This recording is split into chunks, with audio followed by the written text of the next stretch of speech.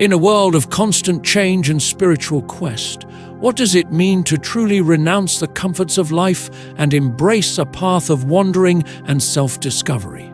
Join us as we follow Swami Vivekananda's transformation from a dedicated disciple to a wandering monk, exploring his struggles, triumphs, and the powerful journey that would redefine his destiny. Welcome back to our series on Swami Vivekananda. In this episode, we dive into the early days of Swami Vivekananda's monastic life, as he takes on the mantle of leadership and initiates a rigorous path of spiritual discipline. Discover how he and his fellow disciples lived a life of extreme austerity at Baranagore and the eventual transition into a wandering monk, testing their inner strength and devotion.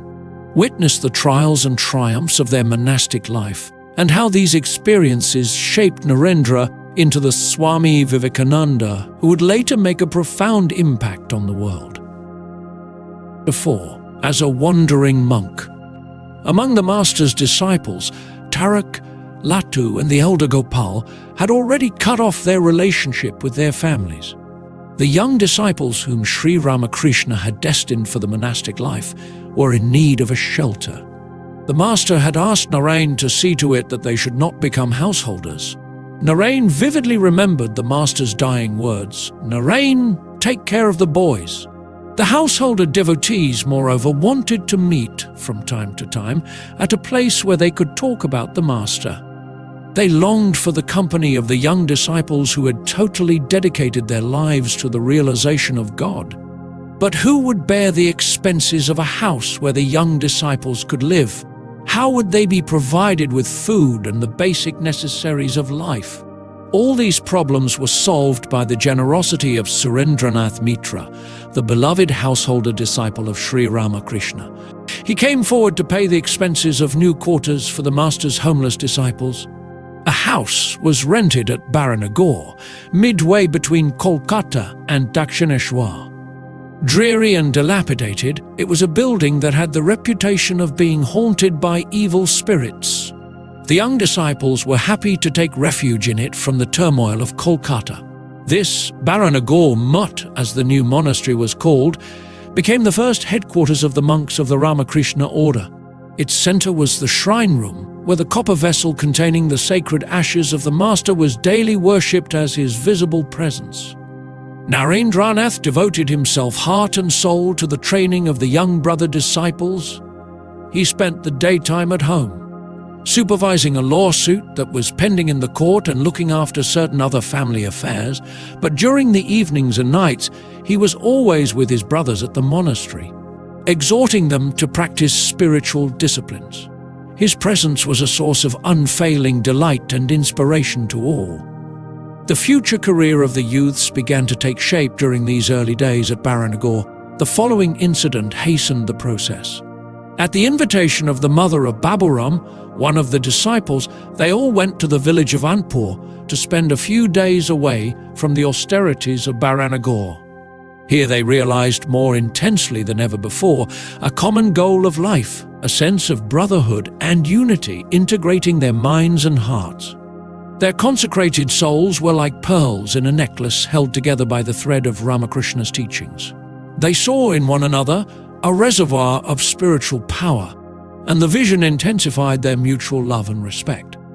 Narendra, describing to them the glories of the monastic life, asked them to give up the glamour of academic studies and the physical world, and all felt in their hearts the groundswell of the spirit of renunciation.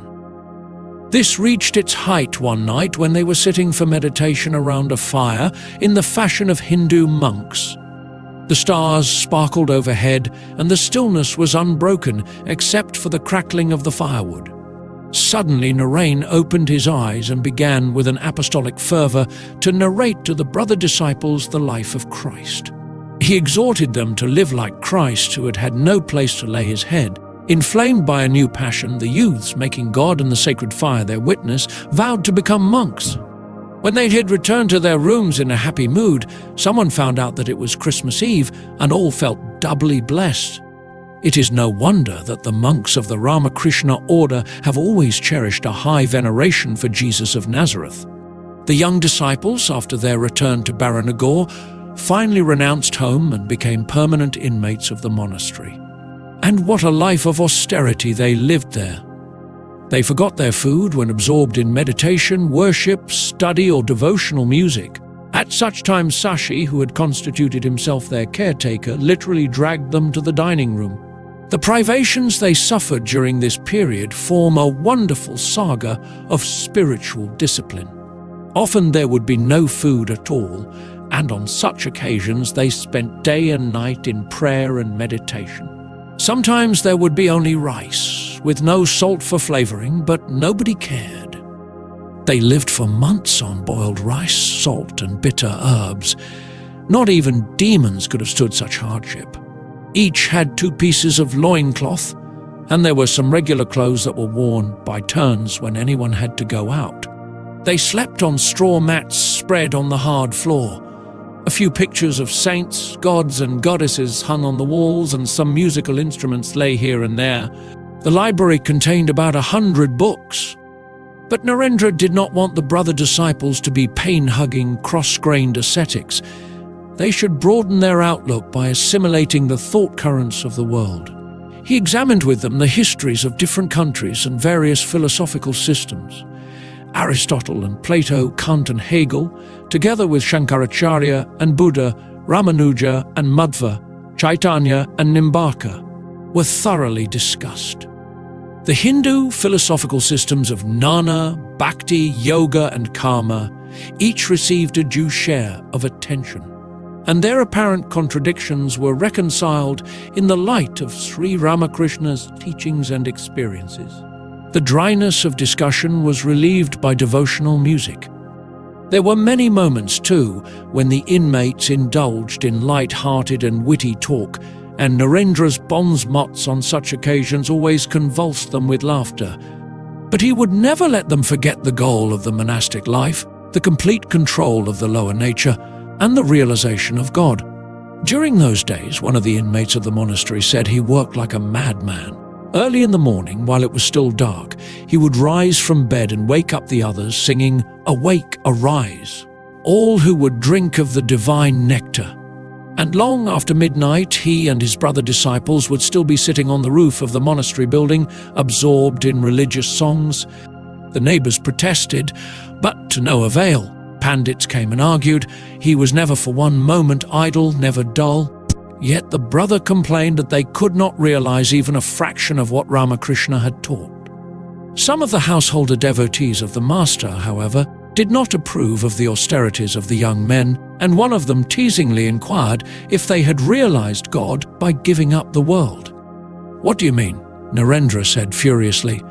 "Suppose we have not realized God, must we then return to the life of the senses and deprave our higher nature?" Soon the youth of the Baranagore monastery became restless for the life of the wandering monk, with no other possessions except staff and begging bowl. Thus they would learn self-surrender to God, detachment and inner serenity. They remembered the Hindu proverb that the monk who constantly moves on remains pure, like water that flows. They wanted to visit the holy places and thus give an impetus to their spiritual life. Narendra, too, wished to enjoy the peace of solitude. He wanted to test his own inner strength, as well as teach others not to depend upon him always. Some of the brother disciples had already gone away from the monastery when he began his wanderings. The first were in the nature of temporary excursions. He had to return to Baranagore in response to the appeal of the inmates of the monastery. But finally in 1890, when he struck out again, without a name and with only a staff and begging bowl, he was swallowed in the immensity of India, and the dust of the vast subcontinent completely engulfed him. When rediscovered by his brother monks, he was no longer the unknown Narain, but the Swami Vivekananda, who had made history in Chicago in 1893. In order to satisfy his wanderlust, Narendra went to Varanasi, considered the holiest place in India, a city sanctified from time out of mind by the association of monks and devotees. Here have come prophets like Buddha, Shankaracharya, and Chaitanya to receive, as it were, the commandment of God to preach their messages. The Ganga charges the atmosphere with a rare holiness.